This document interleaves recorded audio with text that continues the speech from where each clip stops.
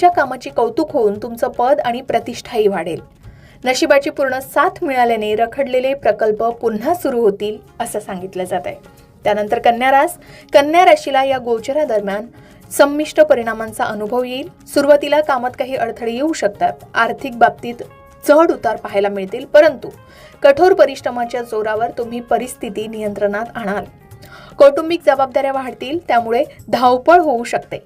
कोणत्याही वादात पडणं टाळावं आणि बोलण्यावर संयम ठेवावा असा सल्ला दिला जातोय.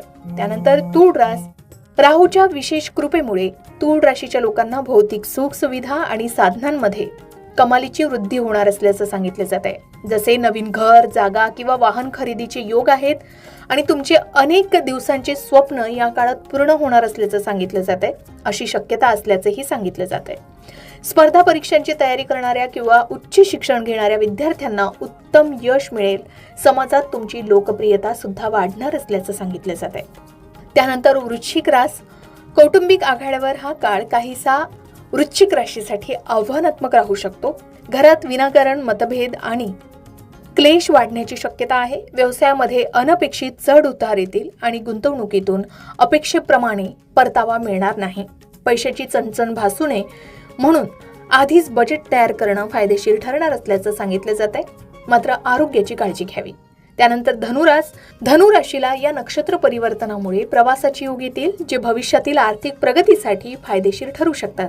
भावा बहिणींशी असलेले संबंध सुधारू शकतात आणि त्यांच्याकडून मोलाची मदतही मिळेल. समाजात तुमची प्रतिष्ठा वाढणारी किंवा एखादी मोठी जबाबदारी तुमच्यावर सोपवली जाऊ शकते. रखडलेले पैसे परत मिळण्याची शक्यताही आहे. त्यानंतर मकर रास, तुमच्या वाणी आणि बोलण्याच्या प्रभावामुळे तुमची अनेक कठीण कामं सहज पूर्ण होतील. धनसंचय करण्यात तुम्हाला यश येईल, म्हणजे पैशाची बचत पूर्वीपेक्षा अधिक चांगल्या प्रकारे होईल. कुटुंबातील सदस्यांसोबत धार्मिक कार्यात सहभागी होण्याची संधी तुम्हाला मिळणार आहे. जुन्या गुंतवणुकीतून या काळात चांगला फायदा मिळू शकतो. त्यानंतर कुंभ राशीसाठी राहूचं हे गोचर तुमच्याच नक्षत्रामध्ये होत असल्याने तुमच्या व्यक्तिमत्वात मोठे बदल दिसून येतील. विचारांमध्ये काहीसा गोंधळ उडू शकतो, त्यामुळे कोणताही मोठा निर्णय घेताना घाई गडबड करू नये असा सल्ला दिला जातोय. आर्थिक स्थिती स्थिर राहील, परंतु मानसिक शांतता टिकवून ठेवण्यासाठी प्रयत्न करावे लागतील. आरोग्याबाबत गाफील राहू नये असंही सांगितलं जात आहे.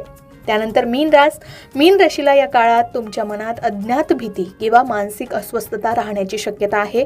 कामाच्या ठिकाणी विनाकारण धावपळ होईल आणि कामाचे योग्य फळ न मिळाल्याने निराशा सुद्धा हाती लागू शकते. कायदेशीर बाबतीमध्ये किंवा पैशाच्या व्यवहारात निष्काळजीपणा करू नये असा सल्ला दिला जातोय, नाहीतर मोठं नुकसान सुद्धा सोसावं लागू शकतं.